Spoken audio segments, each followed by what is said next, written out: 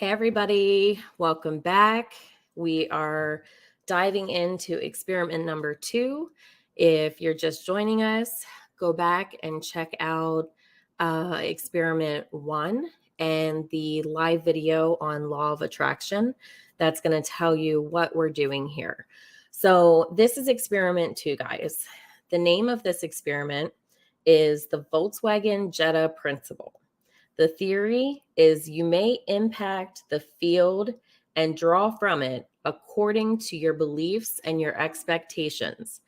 As I've said before to you guys when we're talking about this, we're kind of preconditioned growing up. So we all have different, preconditions that work with us and how we deal with our everyday life. So these experiments are asking us to abandon those concepts and try to retrain our brain just like we retrain our body physically when we go to the gym, right? So we're trying to retrain our brain to look for the positives, to look for the blessings, to look for the unexpected gifts, to look for all those things, especially now in a world that there's so much negativity and so much bad. And I don't know that it's that there's more bad now than there used to be, or if it's just the fact that now we have social media, that everybody has cameras everywhere. So I'm not sure, and that's a totally different subject. But the one thing, a series of unfortunate events. I don't know if you guys have seen that movie. I've seen that movie with my kiddos, but the analogy with this experiment, it comes from series of unfortunate events, and it's miracles are like pimples. The more you start looking for them, the more that you'll finding more. Hold on, let me repeat that. Miracles are like pimples. The more you start looking for them, you find more than you'd ever dreamed you'd see. So that is kind of the analogy that we're going with here with this experiment. We're kind of trying to recondition our brains to look for certain things in order to let us know how powerful our brains are and how powerful our minds are to our everyday life. So the premise of this is what shows up in our lives is a direct reflection of our inner thoughts and emotions. So you may be one that says, well, I'm a positive person, and exteriorly you might be, but what kind of negative self-talk are you doing to yourself? Are you expecting for the shoe to drop on things that are going good in your life? Are you, mentally putting yourself down? Are you mentally comparing yourself to other things? It's not always about outwardly how you present. It's when things are quiet and you're left alone with just you and your mind. What are you thinking? Are you thinking positive things? Are you thinking negative things? In the evenings when you sit down to watch TV, are you watching something that's making you laugh or something that's heartfelt? Or are you watching the news for 3 hours straight? All of those things kind of condition us and keep us in this positive / negative state of mind. And that leads me into the positive versus negative attitude. In the book, so this is Pam Grout, this is E Squared. In her book, she gives a story that tells about this woman who was traveling. She had all of this luggage. She had a kid with her, and she was obviously like extremely overwhelmed. And so she had a very negative attitude. Well, she was in the airport and she was pissed and throwing a fit because, she has all this stuff with her. She can't find the bus that she needs to board on. And the person that shared this story said, I stood there and I watched the bus that she was looking for looped around twice and stopped literally right in front of her. But because she was in such a negative headspace, about all of the bad things that were happening or how, much she had on her plate kind of thing, that she didn't even see the bus that was sitting right in front of her until it came around the third time. So that right there is just another analogy to help you kind of think about this impact that our moods, our attitudes place on our daily life. We devote our minds to things that we don't want, lack of, or unhappiness, or dangerous situations. And in all reality, those things are no more prevalent in your life than the possibility of seeing a Volkswagen Jetta driving down the road. But once we bring those negative thoughts, the lack of having things, unhappiness, danger, once we let those things come into our conscience, they sadly take over. Like, they can very quickly take over. So this is what we're trying to train our brain not to do, is not to even allow ourselves to go there. According to physicists, the 0-point field, what did I write that down for? I'm being honest with y'all. I take like notes as I listen, and I don't know what that meant. So we're just going to backspace and take off the according to physicists 0-point field, because I don't know what the heck that was for. So just backspace and delete that, please. Okay, so moving on. The field of potentiality, okay, or the FP that we talked about in last experiment. The possibilities of that, the field of potentiality is huge, right? Like, you can go out and you can be a senator. You can go out and you can be the president of the United States. You can go out and you can own a company or play, a professional sport, or you can also be a bag lady. All of those things are possibilities. It's how in our brains we focus on things that can change that course with us. Okay, so the analogy of the field of potential that's out there, they use, you go into a gigantic Walmart with hundreds of thousands of products and possibilities within that store, but you don't know what's around. You can find all of the things that you've purchased before, but you're oblivious to what's in like aisle 15, right? You always go to aisle 7, you get the things that you need from there, and then you march on over to groceries. Well, you've never been in aisle 15, so you have no clue what is there. You're oblivious to most of the other products that are on the shelves because it's not what you go there looking for. That doesn't mean it's not there or it's not real. It just means that you're not aware of it.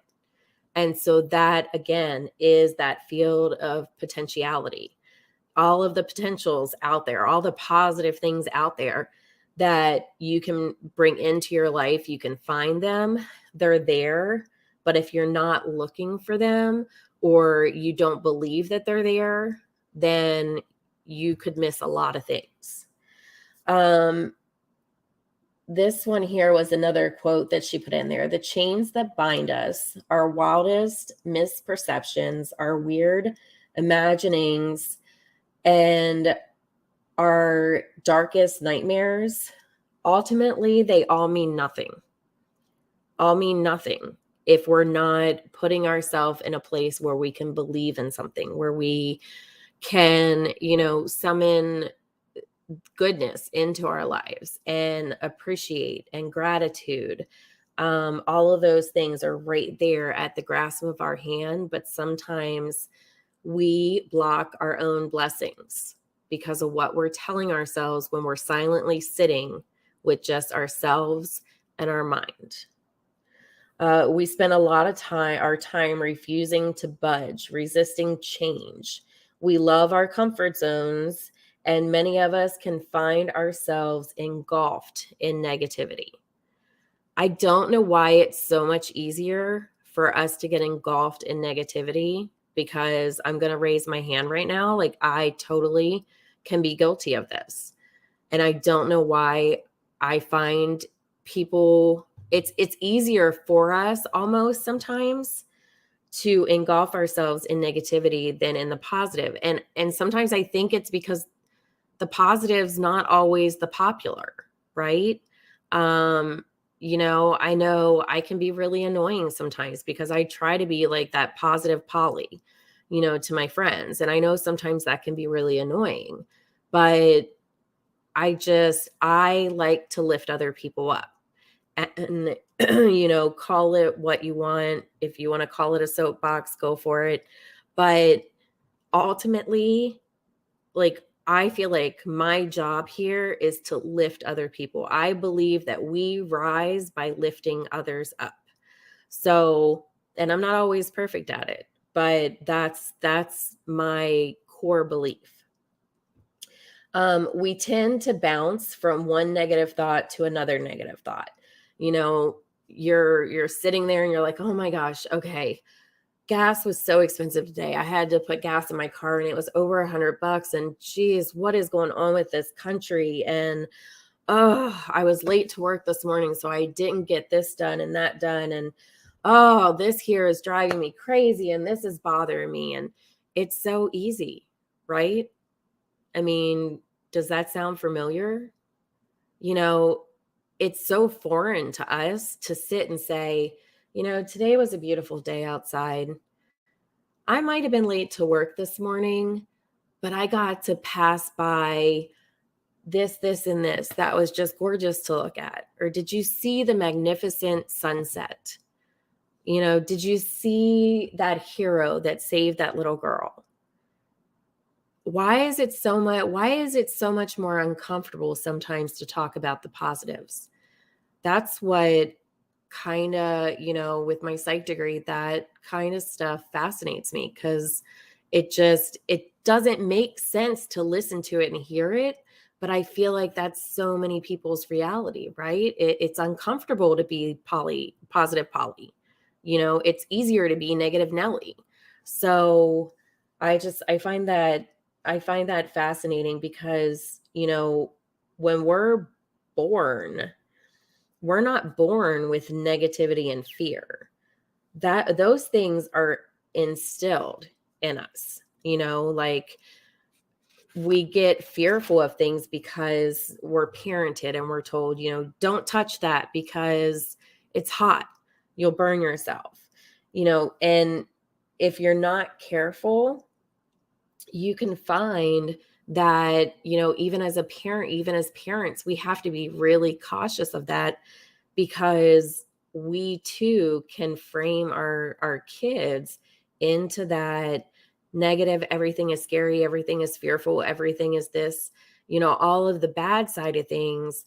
We can kind of train them then to carry on the same thing where, we have to find that balance between keeping them safe and protecting them, but not making them afraid of everything, not making them, feel, just see the negative in things, trying to get them to see the positives too. I told you guys last time I was going to tell you the story of the red ball that I used to tell my kids when they were younger, and I forgot. So I'll tell you now real quick, and I'll just make it short and sweet. But basically, when my kids were in elementary and middle school, and I still say it now, but they don't really need it as much now. Now I just do it like kind of to annoy them. But when they were in, elementary and middle, they both were pretty severely bullied. And they used to get in the car and they would say, it would be like negative, negative, negative. And so I would let them vent, but then I finally taught them that, when you throw out one negative thought, look at it like a little red bouncy ball. And so you throw out one negative thought and you got this ball bouncing beside you. And then you throw out another negative thought and here comes another red ball. Before you know it, you're engulfed in red bouncy balls. And that's all you can see. That's all you can think is all of the negative because you can't see beyond all these red balls that are bouncing around you. And so, my kids would be negative about, some teacher did something at school today or something. And I'd be like, oh, there's a red ball. And, so I kind of, taught them that if you keep throwing out negativity, you get what you throw out. And before they knew it, they were going to be like surrounded by just all this negative energy. So that's my little story. Let's see, where was I at on this? Yeah. So if as parents we're not, kind of taking our kids in that direction of being fearful and negative about everything, then society steps in and they take right over, in social media and what we're seeing on TV and, all of that stuff. It all kind of, can affect them.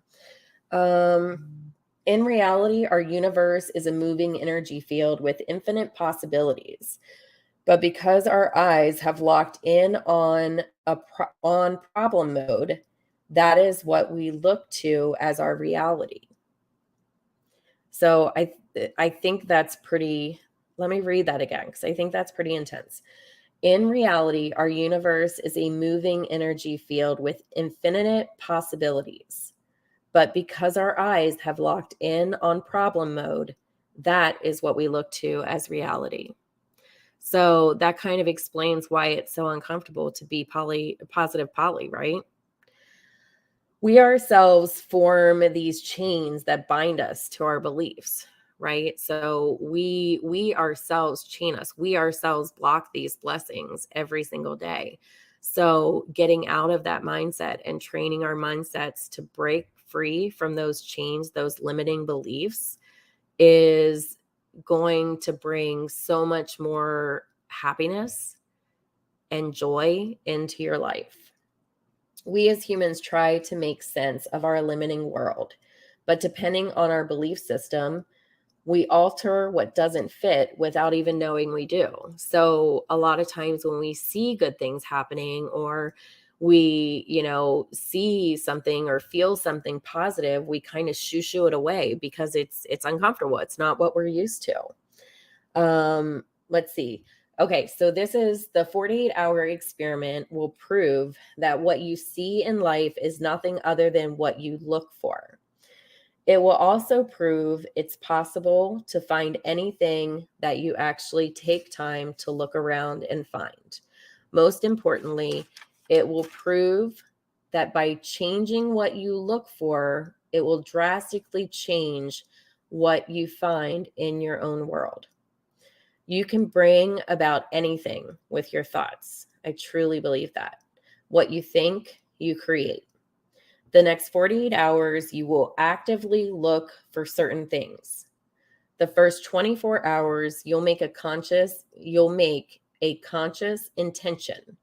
I hereby intend for the next 24 hours to look for blank. The second 24-hour period, you will make the intention to find blank. All right, so let's go over the lab sheet here, and then I'll let you guys go. I'm going to attach this PDF again in the description. I'll also attach the link to the book that I'm referring to. And if you go in, and for some reason, I tried to change the settings. If you go in to get the PDF for these experiments, the lab report sheets, and you're having trouble, it should give you the option to ask for permission. All that does is send me an email, and then I click on allow, and you'll have immediate access then to those files if you're like me and you want to print them out so you have them. All right, so lab report sheet, the principle, the Volkswagen Jetta principle, the theory. You impact the field and draw from it according to your beliefs and expectations. The question, do I really see only what I expect to see? The hypothesis. If I decide to look for a sunset beige cars and butterflies or purple feathers, I will find them. Time required 48 hours. Then you're going to put to the date that you're starting, which I'm going to start tomorrow morning at 9 a.m. The approach. According to this crazy Pam Grout girl, the world out there reflects what I want to see. She says that it's nothing but my own illusions from keeping me from experiencing peace, joy, and love. So even though I suspect she's cracked, today I'm going to look for sunset beige cars. Tomorrow I'll go butterfly hunting. And then you're going to document how many of whatever. I'm going to tell you guys, like, sunset beige cars, I'll probably do that for the first 24 hours. And remember, before you actually do that, you need to out loud say, I hereby intend for the next 24 hours to look for blank. You fill in the blank. Where I'm at, it's still cold. There are absolutely no butterflies out here. So I'm going to do something different other than butterflies. But then for the second 24 hours, you're going to put your intention out there to the universe again. And you're going to say, you know, I hereby intend for the next 24 hours to look for blank. So think of something that, not that you've never seen, but that you don't see in abundance, okay? Or you don't feel like you see in abundance, and use that to fill in. So I'm going to do number of sunset beige cars observed. And then for my second one, number of blank observed. I haven't decided yet. And maybe I will go for butterflies, because how wild would that be if it's still cold here and not really quote unquote butterfly season, to see some butterflies. So if you guys have any questions, leave it in the comments section. I will be going live. I'll do this Tuesday to Wednesday, Wednesday to Thursday. So Friday sometime I will go live and we will discuss our findings. If you have any questions, drop them in the comments. And don't forget, I am going to put that PDF in the description of this video. If you need to have that printed out, then you're simply just going to go to it. If it's locked and won't give you access, just, let them know that you want to be approved for access. I'll get an email. I'll click a symbol button and you'll be able to get to it. Drop any questions you have down below. Sorry I didn't get this out to you guys this weekend. We lost our family guinea pig, so it was a very emotional weekend here for us. So that's why I ended up not going live or getting this out to you guys yesterday. So everybody have a blessed day, and I will